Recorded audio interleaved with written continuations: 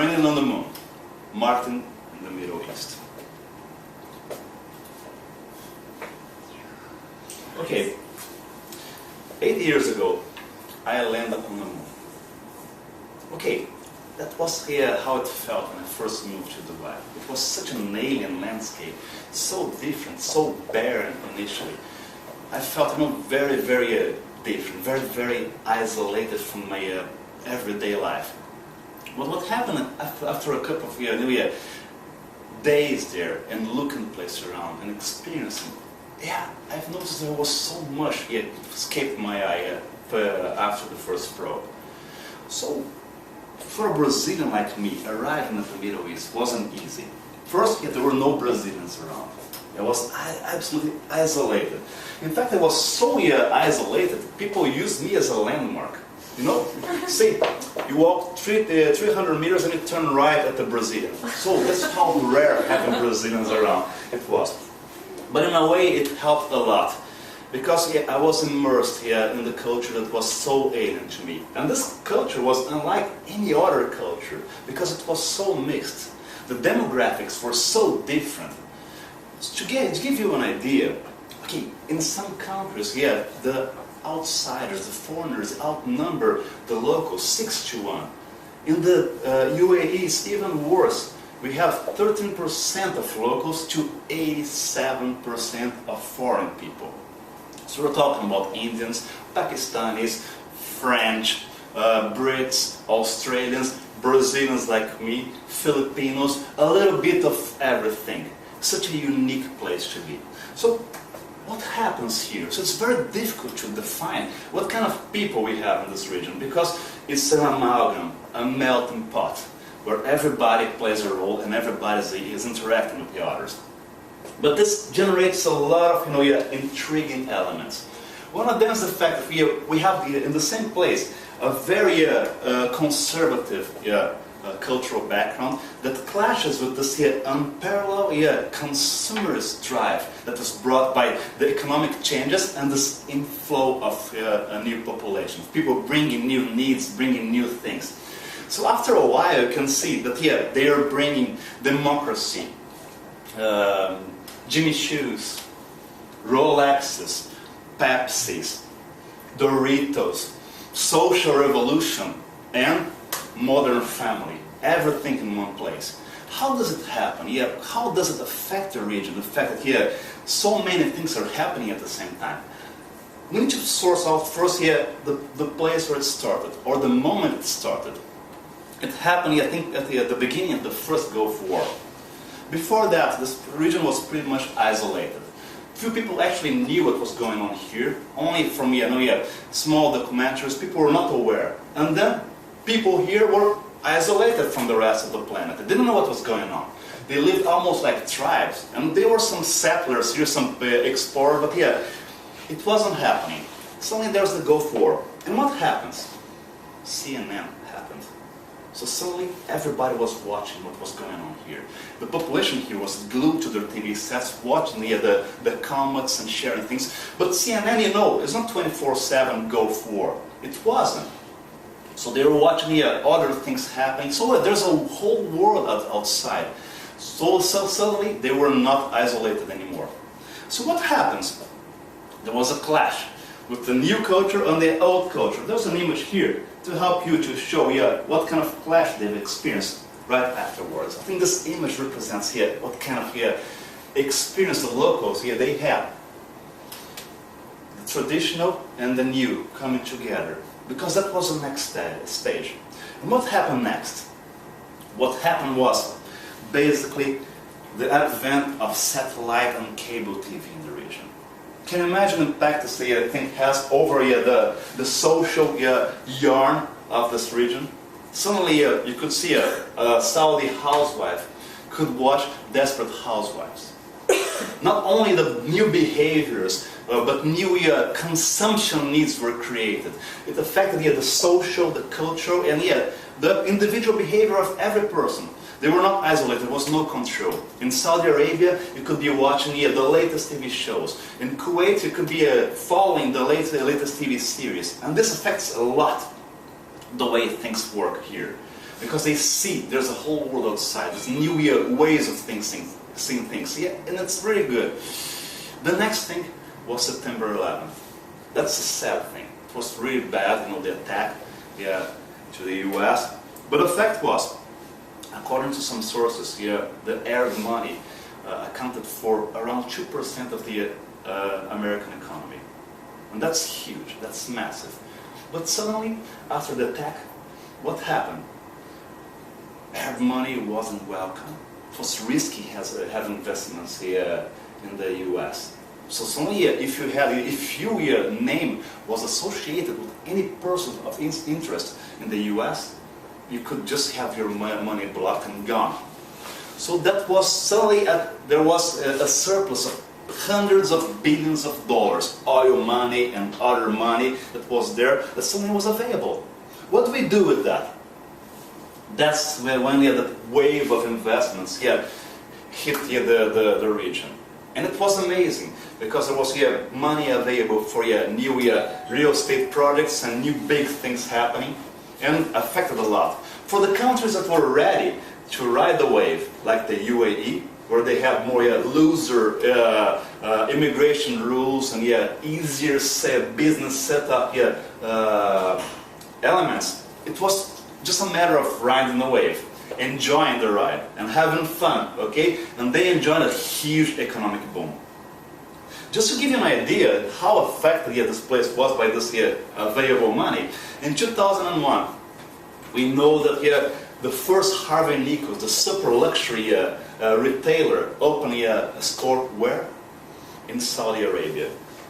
And then it was followed by one in Kuwait, another in the UAE. So apparently there's a lot of things here happening under the veil. We're not aware of. And do you know that here in the UAE, we have the only Bloomingdale's outside the US? That's how passionate for this consumers thing the people are right now. But there's a big problem that we face, is that we don't understand how things play here. What is the clash that we notice when we come to this place? Is that there's a contradiction between who they were and who they have become. And what is that? The first thing that we notice is the religion. What is Islam? Is the major religion in the region. But what happens? Islam preaches being humble, being modest. That's why the way that they dress and the way they behave is very subdued. But at the same time, the Arab culture has a great need to self-expression. People, they need to show their individual needs and their individual selves. And they do that through things that we outsiders would consider a little bit exotic. To give you one example, there was so much money available. Hey, for some rich people, it's okay buying for $2.4 million a Bugatti Veyron Bloch Blanc. Hey, if you have $2.4 million, you can buy one of these. That's fine. Hey, but I need to show people that I'm different, I'm unique. So what happens here in the region is that one way of doing that is through your license plates. You can buy specific numbers. In places like US, you can buy vanity plates. Here, you can buy specific numbers and you pay more. You can pay $200,000, $300,000. But if you're really good, you buy your Bugatti Veyron for a mere $2.4 million, and you can buy a #1 license plate for $14 million. Yeah, that's how it plays. And this is so alien to us. But what's the problem for foreigners to understand the dynamics of this region? That's not easy, because we lack something. We, as human beings, we fear the different. This is what we're lacking, to understand what is happening in the region, to be efficient, to connect to their culture, empathy, the ability to understand and share the feelings of another. So for the Western world, they are the another, they are the aliens. Just like the moon, they are the inhabitants of an alien place that I might not understand, fear, or even despise. It's so bad. But it's a lack of knowledge that affects that. And how does it play? We're affected by the media. We're affected by the way we see the world. And I found this image that kind of represents, our lack of understanding of the different. That's how we see the world. Everything covered but her eyes. What a cruel male-dominated culture. And from the other side, nothing covered but her eyes. What a cruel male-dominated culture. That's funny. And maybe, what are the reasons behind that? The media is behind most of it. That's how we connect. We don't read much about this region. It's so alien. So the media tells us a story. Why that story is depicted this way? Maybe out of here, we don't have enough resources to have people here on ground understanding. Maybe they're lazy. Well, yeah, why would we do that? They're not that important. Or maybe there's an ideological agenda in place that should keep us from considering them aliens, people different to what we believe can be accepted by our Western standards. I remember a famous comedian in the region, the Canadian Russell Peters. He came here and he made a couple of shows and he was big. And I saw him talking about it in his next stand-up routine. And he noticed, hey, that was really funny. He was a Canadian guy with Indian parents. He came here to the region because there's a huge Indian community. And what happened was, he had a completely different expectations of what this place would offer. And then he saw, man, it's not like that. It's not like the way I saw on TV. Because on TV, they always show, that person that had shouting at the camera, and it's always like that, these guys, they're so aggressive, And then he was in a shopping mall, and he noticed, he saw some local ladies having a chat, having a coffee, and he listened for the first time with the sweet way of speaking Arabic. And he noticed, what they show is totally different from the reality. It's just part of it, and we tend to embrace and believe it's the whole thing. It's because, in a way, the media shows the rednecks of the Middle East. So that was an eye-opening thing. That's how we see things here. This is what we see. And this is what we can also see here. So it's a more complex picture that people are not aware of in the foreign world, as we can say that. So this is very important for us to understand. But moving to marketing, how does it affect us? The point is, just like the media, most international companies, these global companies, they see the Arab world this way.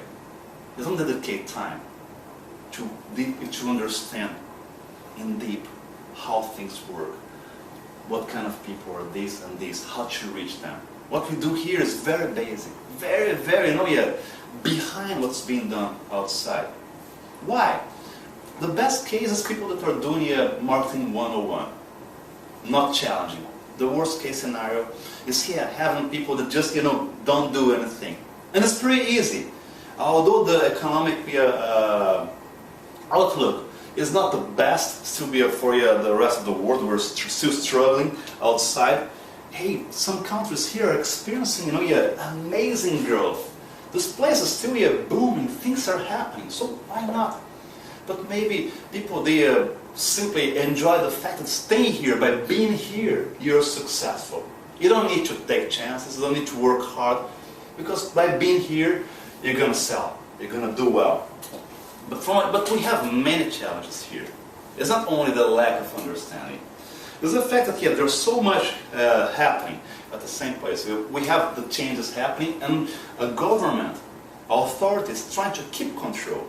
And for marketing and advertising people, the important thing is we need to strive, we need to fight for new, and we have to find, since there are so many things at play here, we need to find the small cracks that will allow us to do something innovative, something that will break the clutter and attract people. But since the demographics are so complex, so different, how can you reach them? First, we have to see a diverse population. So more than doing something culturally relevant to reach all of them, all this region, because we have to do something that is broad. We need to do something that is humanly relevant, that touches all of people, but keeping some local flavor. But at the same time, you have to deal with authorities that try to keep their cultural, religious, and social and political background in control. They're eager to control that. Through what? Through censorship and control over media. Something that for most developed countries is an alien concept. So, for example, if you type porn on the internet, you're gonna get a screen like that. I was told. Yeah. So there's censorship, and the brands, they have to deal with that. It's not as simple as that. For example, cosmetics. You're trying to sell something. This is an international campaign, images from an international campaign done for Nivea. So they sent, this is what brands do. Oh, let's have one campaign that fits all needs. We're doing something in Germany that we can use all over the world. Okay, great. So they shoot that, ignoring the local needs, the local way of seeing things. What they have to do when the advertising arrives, they have to retouch everything. They have to make the ethnicity of the person adequate, change the clothes, and that's the basic thing. That's an example of how an ad works in the region. So the authorities, they have to approve everything. Or even for an IKEA catalog, there was a huge outcry when they did that. This is the global catalog. So everybody from Indonesia to Mongolia, they receive if they have an IKEA in Mongolia, they get this catalog. But when they did one for Saudi Arabia, you're gonna see they have digitally removed the woman. Yeah, that's not easy. Although the role of the woman in the society, the local society, has been changing so fast. They're graduating from college. They're having positions of great power and great companies. And for example, in Saudi Arabia, Ford has noticed that they are the decision makers when it comes to choose a car. Although they can't drive, they are the ones who decide what car the family will have.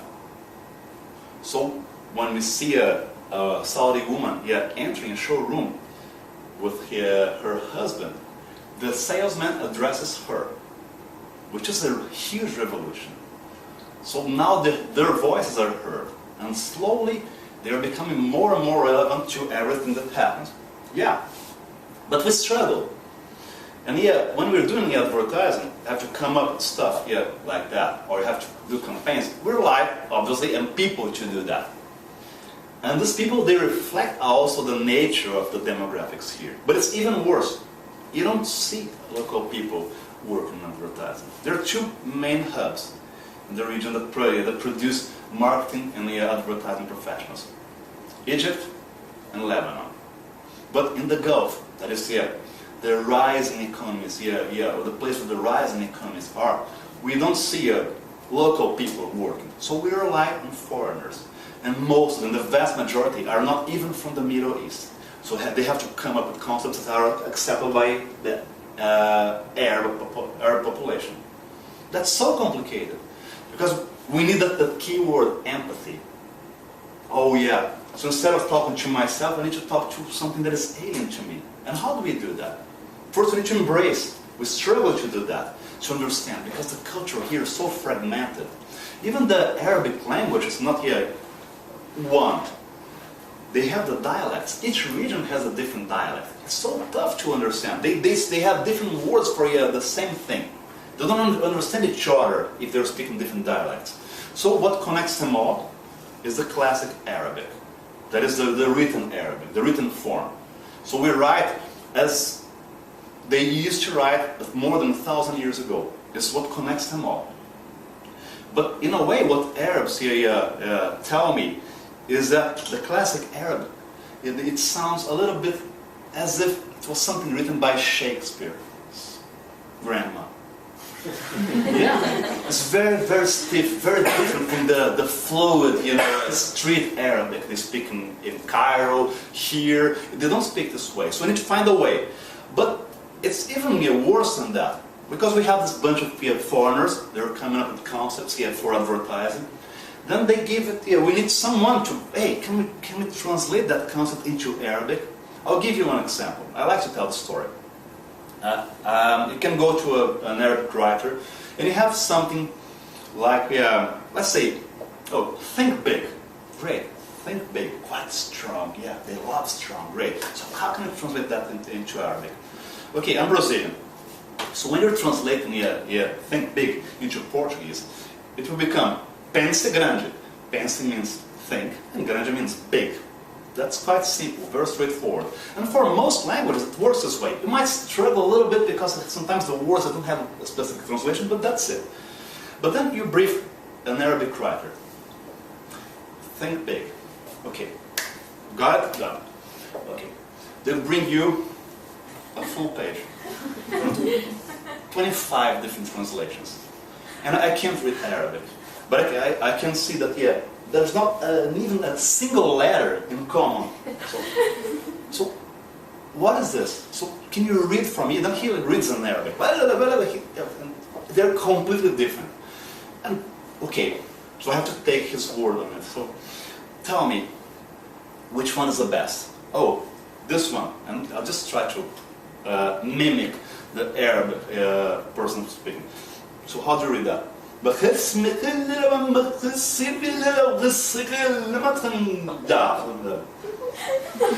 think big. Yes, that's very precise. Okay, but tell me, give me a rough translation to it. Yeah, how does it work? Yeah, it's saying you climb and you reach at the top of the mountain, and the clouds part, and a winged horse comes and blesses you and your family and the future generations with ideas of greatness. That's it?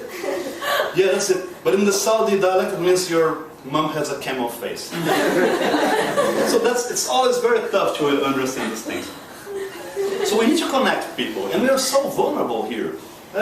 What happens outside manufacturing a company and just ruin your marketing plans? I have two examples. One happened a couple of years ago when in Denmark, they published some cartoons depicting the Prophet, and this is a huge thing. It's one of the most offensive things that you can experience here.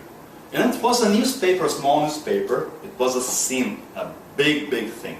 So what happened? They boycotted all the Danish companies here.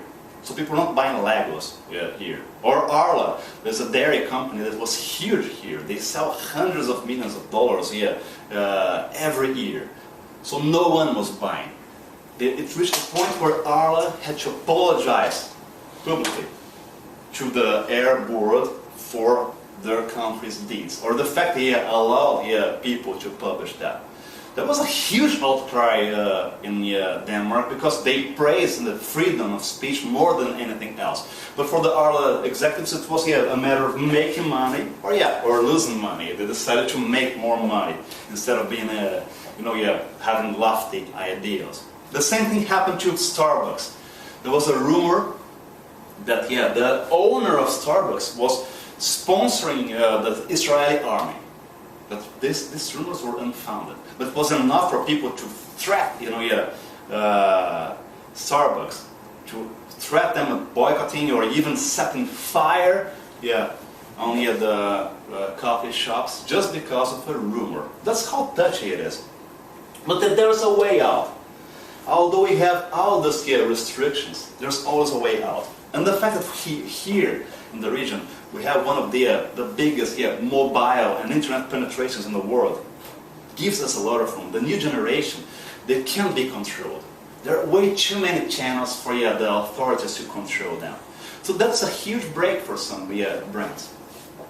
Well, what happens is, you just skip here. You find ways. This is going back to censorship. This is how the glitter cover was released in the region, and I thought glitter couldn't be any worse than that. So they're not different. They want the same. This is Arab Idol. It's huge on the internet. It's huge everywhere. So there's no control. they find ways of communicating to skip all those control mechanisms that the authorities they put in place. And they want to relate to something. They want to express themselves. So Ole did an amazing thing. Hey, just bypassing Saudi control over the media. It was a competition, a beauty competition for Saudi, mostly Saudi women, because it's by far the biggest market in the region. But unlike anywhere else, it's so relevant it is. It was a beauty pageant for eyes. It's relevant. And it's a revolution. You don't understand here because this is where the empathy takes place. Yeah, when you understand that this is a way of self-expression, and people were finding a way of bypassing that and showing something about themselves, and it was a huge success. Or, for example, another brand that is doing really well in the region, Just Falafel, which is like a fast food restaurant that has now more than 1.1 million followers on Facebook. This is more than any big, well-established brand in the region and most of the big brands in the world. But what are they offering that is unique? Why are they so successful? People are in love with them. They sell falafels. You can find falafels anywhere. It's cheap, not different. But the fact that you have offers something that, that Arab youth can connect to. It's a matter of pride. Falafels, came from here, they believe. So it's something meaningful to me. This is what brands forget. Give something for them that they can connect to. Something that can be emotionally invested as they see. And they did that by selling falafels, as a matter of regional pride. And now they're hugely successful. And that's the point. It's amazing being here. Why?